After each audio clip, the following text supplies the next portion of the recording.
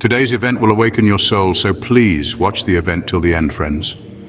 Today we have come before you with such an event. After hearing the event, all of you will perform the 5 daily prayers on time to Allah Almighty. And in order to get rid of all the sins committed in the past, raise both hands and pray in the court of Allah Almighty. The incident was somewhat like that. When a grave was opened, fire was burning from the grave, and a young man's hand was burnt in that fire.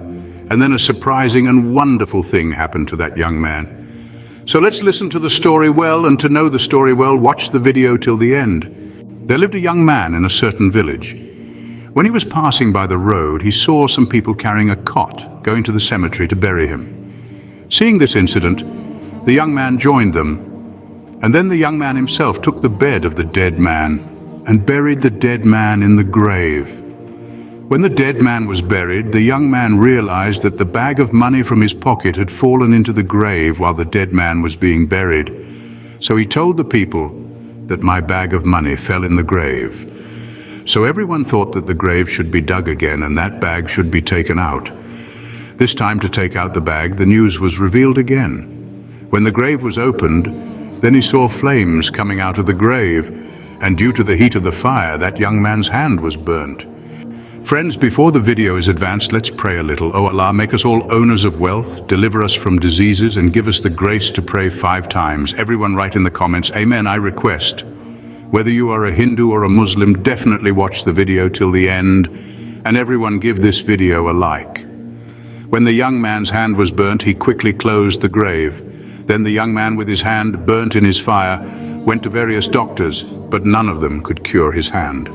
When a doctor was able to treat him, the young man was very disappointed, and thus many days passed. One day a man, seeing the young man's pitiful state, advised him that you should visit Shah Abdul Aziz Muhaddis Dehlevi. Perhaps he would be able to give some treatment for the wound. The young man told all the events to the Hazrat. Then the young man showed him his burnt hand. When Shah Abdul Aziz Muhaddis Dehlevi heard all the events, he observed everything. Then he said to him, "Oh boy, this is not an ordinary fire of any world that you can treat it.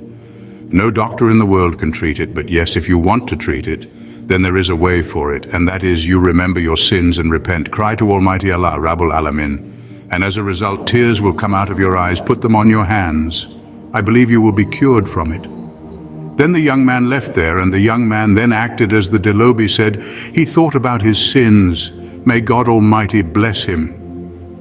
Alamin began to cry more and more, and tears came out of the young man's eyes, and those tears the young man applied to his wound, and by the mercy of God Almighty, he saw that those hands were gradually getting better, and this is how the young man got rid of his wound once.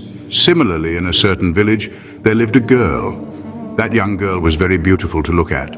All the people of the village admired her very much and loved her very much. The young girl's face was so beautiful that it was very difficult to look away from her face once you looked at her.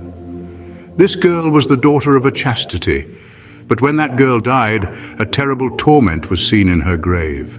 And all the people of the village lamented at the sight of the torment in her grave, even after the girl had become chaste, for any such act. The grave was being tormented. Let's know the young girl was well known in her village for her humility, gentleness, beauty. The girl knew well how to talk to the elders and how to talk to the children, to treat everyone well. As a result, people liked her a lot, and if that young girl saw a helpless person, so of course, who helped these helpless people? Even if she could not help with money, she helped with food. That is, she won the hearts of all the people in the village. But that girl had a bad habit, and no one knew about this habit.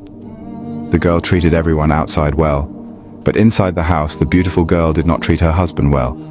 Because the girl was very beautiful, she was proud of her appearance, and acquired more and more things, but the husband loved her very much, and tried to fulfill all her wishes, but no matter how much the girl's husband brought her, no matter how much he tried to make her happy, her wife was always unhappy, her needs further. The girl's husband was a good man and was an ascetic. The man loved his wife very much, never spoke a word against her, and always fulfilled her insistence. But one day the girl overstepped his bounds. Fellow, that girl one day said to her husband that I don't like you anymore. So I will stay in your house, but you won't come to me.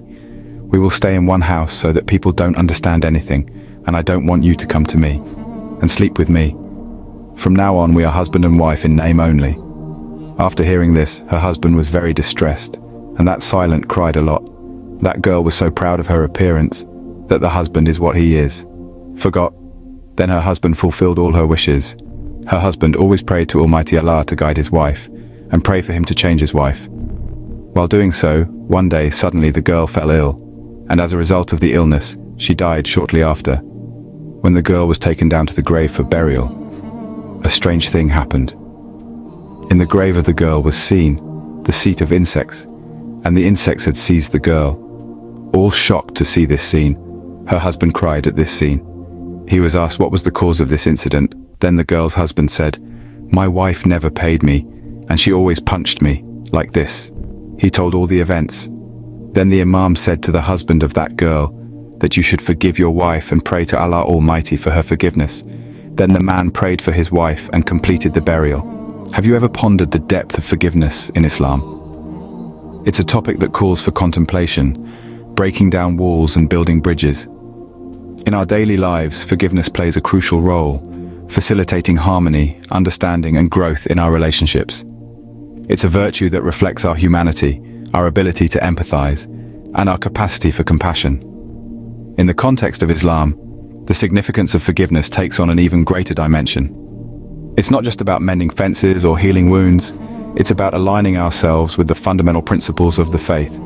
It's about fulfilling a divine decree and embodying the mercy that is so central to Islamic teachings. In Islam, forgiveness isn't a mere suggestion but a religious obligation. It's a cornerstone of the faith, a testament to the mercy and compassion that Islam upholds. In Islam, forgiveness is more than just an act of kindness. It is a sacred duty and a path to divine mercy. In Islam, forgiveness holds a profound and multifaceted role. In the Islamic faith, the concept of forgiveness is deeply rooted and beautifully intricate.